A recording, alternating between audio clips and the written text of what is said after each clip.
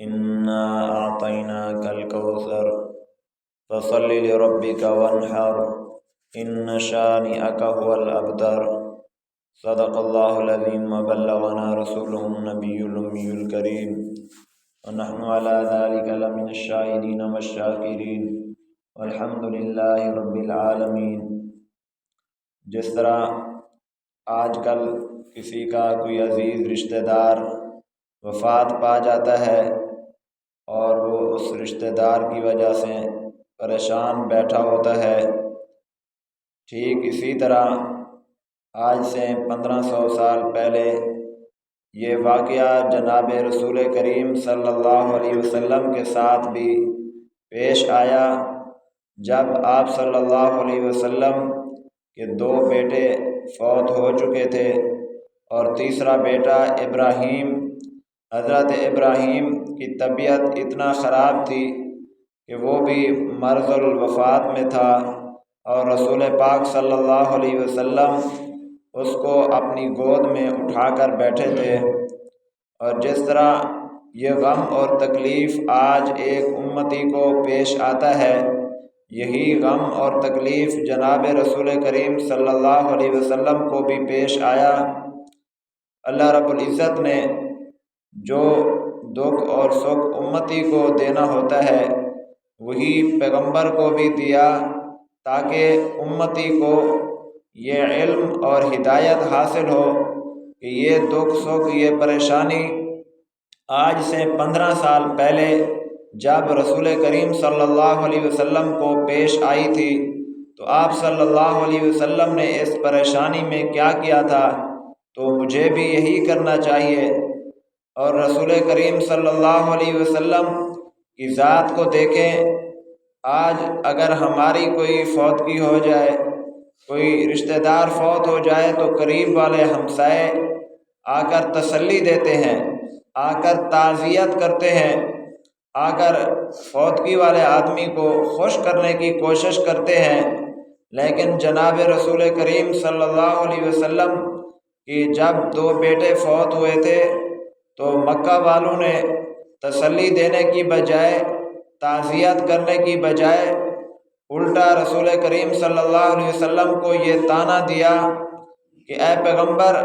آپ جس دین اسلام کے پھیلنے کی اور پھیلانے کی بات کرتے ہیں، آپ کا یہ دین پھیلائے گا کون؟ آپ کے 2 بیٹے تو پہلے فوت ہو چکے ہیں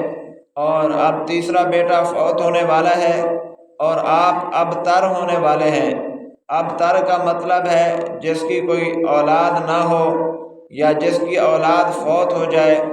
تو رسول کریم صلی اللہ علیہ وسلم کی اس پریشانی اور تکلیف میں اللہ رب العزت تو چونکہ ساتھ تھے، اس لیے اللہ رب العزت نے اگرچہ حقیقی بیٹے لے لیے، ان کی وفات ہو گئی، لیکن رسول کریم صلی اللہ علیہ وسلم کو اللہ تعالیٰ نے روحانی بیٹوں کی ایک اتنا لمبی نسل عطا فرمائی کہ اس وقت سے لے کر آج تک اور قیامت تک آپ صلی اللہ علیہ وسلم کی روحانی اولاد آپ کے دین کی خدمت کرتی رہے گی۔ اس وقت اللہ تعالیٰ نے حضرات صحابہ کرام کی شکل میں آپ صلی اللہ علیہ وسلم کو روحانی اولاد عطا فرمائی تھی، جو آپ کے دین کی بھی خدمت کرتی تھی اور آپ کے ذات کی بھی خدمت کرتی تھی۔ اور آج قیامت تک اللہ تعالیٰ نے جو روحانی اولاد عطا فرمائی، آپ صلی اللہ علیہ وسلم تو اس دنیا سے پردہ فرما گئے، لیکن آپ کا دین باقی ہے۔ تو آج آپ صلی اللہ علیہ وسلم کی روحانی اولاد آپ کے دین کی خدمت کر رہی ہے۔ تو اہل مکہ نے جو طعنہ دیا تھا کہ آپ کا دین کون پھیلائے گا، آپ کا مشن کون پھیلائے گا، تو اللہ تعالیٰ نے اس کے جواب میں جناب رسول کریم صلی اللہ علیہ وسلم کو فرمایا، ان شانئک هو الابتر، اے پیغمبر میں تیری نسل میں تو برکت ڈالوں گا، البتہ یہ جو طعنہ دے رہے ہیں ان کا نام و نشان ہی ختم ہو جانے والا ہے۔ اور آج ایسے ہوا جنہوں نے طعنہ دیا تھا ان کا نام لینے والا کوئی نہیں ہے۔ آج اگر کوئی برکت کے لیے نام لیتا ہے تو جناب رسول کریم صلی اللہ علیہ وسلم کا نام لیتا ہے۔ آج اگر کوئی برکت کے لیے درود پڑھتا ہے تو جناب رسول کریم صلی اللہ علیہ وسلم پر درود پڑھتا ہے۔ اس وقت کے مکہ کے جو سردار تھے ان کا نام کوئی برکت کے لیے نہیں لیتا، ان پر درود و سلام کوئی نہیں پڑھتا، بلکہ ان کا نام لینے میں نحوست سمجھتے ہیں لوگ۔ آج جناب رسول کریم صلی اللہ علیہ وسلم جس گھر میں رہتے تھے وہ گھر روضہ اقدس بن گیا، آج وہاں نوری فرشتے درود و سلام لاتے ہیں۔ آج پوری دنیا سے انسان جا کر حج اور عمرہ کرنے کے لیے وہاں جاتے ہیں اور وہاں جا کر سلام پیش کرتے ہیں۔ صبح شام صلاۃ و سلام کا ایک سلسلہ جاری ہے اور رش لگا ہوا ہے، اور مکہ کے سردار جو آپ کو طعنہ دیتے تھے کہ آپ کا نام کون لے گا، آپ کا مشن کون پھیلائے گا، آج نہ ان کا کوئی گھر ہے، نہ ان کا کوئی نام و نشان ہے، نہ ان کی قبر پر کوئی جاتا ہے، نہ ان کے گھر میں کوئی جاتا ہے۔ یہ اللہ رب العزت کی طرف سے برکت ہے جو اللہ تعالیٰ نے امت کو سمجھائی ہے کہ اللہ رب العزت نے اپنے پیغمبر صلی اللہ علیہ وسلم کی شان کس طرح بلند کی۔ ایک وقت تھا کہ جب آپ صلی اللہ علیہ وسلم غریب تھے، وَوَجَدَكَ عَائِلًا فَأَغْنَىٰ، پھر اللہ تعالیٰ نے غنی کر دیا۔ دنیا کی بادشاہتیں، کیسر و کسریٰ کی بادشاہتیں اللہ رب العزت نے آپ کو نصیب فرمائی۔ اس کو اللہ تعالیٰ نے فرمایا اِنَّا أَعْطَيْنَاكَ الْكَوْثَرَ، اے پیغمبر ہم نے آپ کو کوثر عطا کیا۔ کوثر کا کیا معنی ہے؟ کوثر کا ایک معنی تو حوض کوثر ہے، اللہ تعالیٰ قیامت والے دن حوض کوثر عطا فرمائیں گے، اور دوسرا معنی کوثر کا عربی میں یہ ہے کہ ہر وہ خیر اور بھلائی جو ہر طرح سے، ایسی چیز جس میں ہر طرح سے خیر و بھلائی پائی جاتی ہو، تمام خوبیوں کی حامل چیز کو کوثر کہتے ہیں۔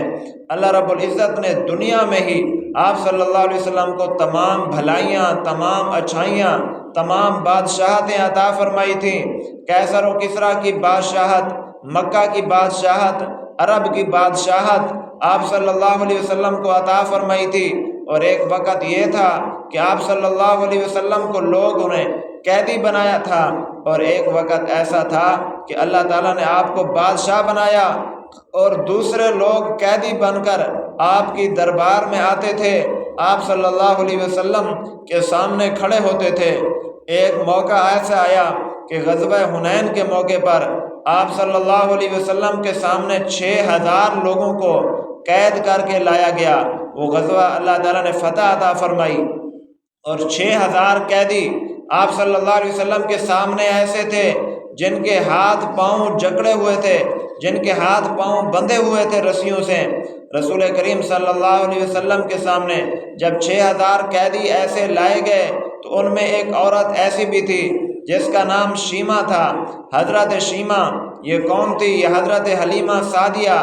کی بیٹی تھی۔ جب حضرت حلیمہ سعدیہ مکہ میں آئی تھی حضور کی پیدائش کے وقت، چونکہ اس وقت غربت کا زمانہ تھا، رسول کریم صلی اللہ علیہ وسلم یتیم گھرانے میں پیدا ہوئے، یتیمی کی حالت میں، اور اس وقت آپ صلی اللہ علیہ وسلم کی پیدائش کی خبر سن کر مکہ میں جو دائیاں آئی تھیں کوئی بھی لینے کے لیے تیار نہیں تھی کہ اس کی خدمت کریں گے ہم تو ہمیں پیسے کون دے گا۔ تو حضرت حلیمہ نے آپ صلی اللہ علیہ وسلم کو لے لیا اور گھر لے گئی۔ ادھر گھر ایک بیٹی تھی حضرت حلیمہ کی جس کا نام حضرت شیمہ تھا۔ حضرت شیمہ نے آپ صلی اللہ علیہ وسلم کی بڑے پیار اور محبت کے ساتھ پرورش کی جس طرح حضرت حلیمہ چاہتی تھی۔ تو آپ صلی اللہ علیہ وسلم کو ساتھ لے جاتی حضرت شیمہ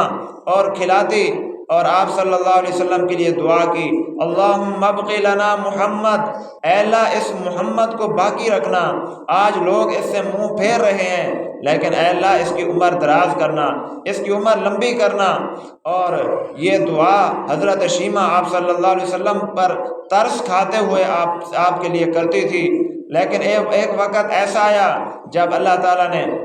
محمد صلی اللہ علیہ وسلم کو عمر بھی عطا فرمائی، بادشاہت بھی عطا فرمائی۔ پھر یہی حضرت شیمہ کا شوہر قیدیوں میں شامل ہو کر آیا، تو حضرت شیمہ نے صحابہ سے فرمایا کہ اپنے محمد کو کہو کہ آپ کی بہن جو ہے وہ کہتی ہے کہ میرے شوہر کو رہا کرو۔ اور حضرت صحابہ کرام نے بڑا تعجب محسوس کیا کہ ہمارے نبی صلی اللہ علیہ وسلم کی بہن تو کوئی موجود نہیں ہے، اور یہ کون عورت ہے؟ جو آپ صلی اللہ علیہ وسلم کے بہن ہونے کا دعویٰ کرتی ہے۔ آپ صلی اللہ علیہ وسلم کی عدالت میں جب یہ بات لائی گئی تو آپ صلی اللہ علیہ وسلم نے اس عورت کو بلوایا۔ اس عورت نے کہا، اے محمد، تو وہی محمد ہے جس کی عمر کی درازی کے لیے میں نے دعا کی تھی، جس کی خیر و برکت کے لیے میں نے دعا کی تھی۔ ایک وقت تھا جب تجھے اٹھانے والا کوئی نہیں تھا، جب تجھے ساتھ ٹھہرانے کے لیے کوئی تیار نہیں تھا، میری والدہ تجھے لے کر آئی تھی اور میں تجھے اپنے بکریاں بھی چراتی تھی اور تجھے بھی ساتھ رکھتی تھی اور تیرے لیے دعائیں کرتی تھی۔ آج تیری اللہ تعالیٰ نے میری دعائیں قبول کی، تجھے بادشاہت عطا کی، آج تو بادشاہ بن کے بیٹھا ہوا ہے، ہم تیرے گھر کے قیدی بن کر آئے ہوئے ہیں، میرے شوہر کو رہا کرو۔ آپ صلی اللہ علیہ وسلم نے پہچان لیا یہ وہی حضرت شیمہ ہے جس نے بچپن میں مجھے کھلایا پلایا، جس نے بچپن میں مجھے سنبھالا۔ آپ صلی اللہ علیہ وسلم کی آنکھوں میں آنسو آ گئے، آپ کو وہی اپنا بچپن یاد آ گیا، وہ مکے کی غربت یاد آ گئی، وہ مکے کی یتیمی یاد آ گئی، وہ مکے کی لاچاری یاد آ گئی۔ آپ صلی اللہ علیہ وسلم اپنی اوقات کو بھولے نہیں۔ آج اگر کسی کے پاس 4 پیسے آ جائیں تو پچھلا غربت والا زمانہ بھول جاتا ہے، غریبوں سے بات کرنا بھول جاتا ہے، غریبوں کی بات سننا بھول جاتا ہے، غریبوں کے ساتھ بیٹھنا بھول جاتا ہے، غریبوں کے ساتھ اٹھنا بھول جاتا ہے۔ آپ صلی اللہ علیہ وسلم نے اپنی غربت والا زمانہ یاد کیا اور آنکھوں میں آنسو آ گئے، اور آپ صلی اللہ علیہ وسلم کے دل پر اتنا اثر ہوا، آپ نے اپنی چادر، کملی والی چادر بچھا دی اور حضرت شیمہ کو کہا کہ اس پر بیٹھ جائیے، آپ تو میری بہن ہیں۔ عرب میں جب کوئی کسی کا اکرام کرتا تھا، بے حد اکرام کرتا تھا، تو اپنا سر کا کپڑا، اپنی سر کی چادر وہ بچھا کر اس پر بٹھاتے تھے اس کو۔ تو آپ صلی اللہ علیہ وسلم نے بھی اپنی چادر بچھائی اور حضرت شیمہ کو بٹھایا، اور آپ صلی اللہ علیہ وسلم نے حکم جاری کیا کہ اس کے شوہر کو بھی رہا کرو اور اس کے ساتھ 6000 قیدیوں کو بھی رہا کرو۔ یہ اللہ رب العزت نے آپ صلی اللہ علیہ وسلم کو شان عطا فرمائی تھی۔ اسی شان کو اللہ نے کیا سورۃ الکوثر میں بیان فرمایا، انا اعطیناک الکوثر، اے پیغمبر آپ کو لوگ تانا دے رہے ہیں، ہم آپ کو سب کچھ عطا کر رہے ہیں دنیا میں، اور تیرا کیا کام ہے اے پیغمبر، فصلی لربک وانحر، ہم نے تو آپ کو سب کچھ عطا کر دیا، لیکن جب سب کچھ مل گیا تو اب اللہ سے دوری اختیار نہیں کرنی بلکہ اللہ کے قریب ہونا ہے۔ آج لوگوں کو 4 پیسے آ جائیں تو اللہ رب العزت سے دور، عبادت سے دور، دعا سے دور، اللہ کے سامنے رونے سے دور ہو جاتے ہیں۔ اللہ نے اپنے پیغمبر کو نصیحت کی، فصلی لربک وانحر، جس طرح مکہ میں غار حرا میں جا کر ہماری عبادت کرتا تھا، ہمارے ساتھ ذکر و اذکار کرتا تھا، آج اس وقت تو کچھ نہیں تھا تیرے پاس، آج سب کچھ دے رہے ہیں، تو آج بھی وہی مکہ والی عبادت کرنی ہے، آج بھی اسی طرح نماز پڑھنی ہے۔ وانحر، اور پیغمبر قربانی کر، نماز پڑھ، قربانی کر، جو مال و دولت ہم نے تجھے دیا ہے اس کے ساتھ قربانی کا سلسلہ جاری رکھ، ان شانئک ھو الابتر۔ آخر میں اللہ تعالیٰ نے فرمایا، اے پیغمبر تجھے مال بھی دے رہے ہیں، تمام بھلائیاں، تمام اچھائیاں بھی دے رہے ہیں، اور تیرے دشمن کو بھی بے نام و نشان بنا رہے ہیں۔ اللہ رب العزت نے یہ اپنی مدد کا سلسلہ پیغمبر صلی اللہ علیہ وسلم پر نازل فرمایا۔ اللہ تعالیٰ سے دعا ہے کہ اللہ تعالیٰ ہمیں بھی ان باتوں پر عمل کرنے کی توفیق نصیب فرمائے، اور اللہ رب العزت ہمیں بھی نماز پڑھنے اور قربانی کرنے اور غریبوں کا خیال کرنے کی توفیق نصیب فرمائے۔ وآخر دعوانا الحمد للہ رب العالمین۔